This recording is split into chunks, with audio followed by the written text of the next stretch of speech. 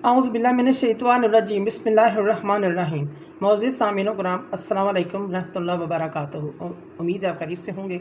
हमारा आज का मौजू है ख्वाब में ओजरी देखना, जानवर की ओजरी देखना, हलाल जानवर की ओजरी देखना, हराम जानवर की ओजरी देखना। इसकी क्या ताबीर हो सकती है?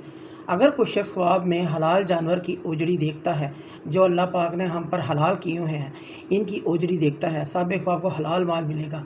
और अगर किसी हराम जानवर की ओजरी देखता है ख्वाब में तो साहिब ख्वाब को हराम माल मिलेगा। इस चीज़ की अलामत है।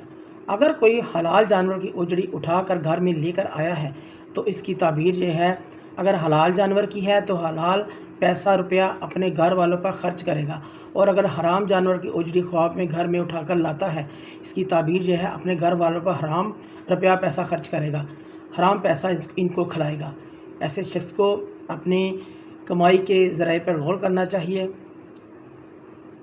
अगर ख्वाब में ओजरी गोबर से भरी हुई देखता है, इसका मतलब हराम माल कमाना होता है।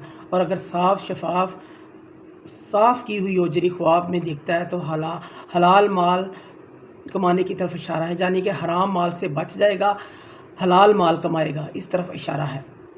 और अगर कोई देखे ख्वाब में कि इसने पकी हुई ओजरी खाई है, हलाल जानवर की खाई है, अल्लाह पाक इसको खैर नफ़ा अता फ़रमाएंगे, दुख तकलीफ़ से निजात फ़रमाएंगे, परेशानियों से आराम और राहत मिलेगी।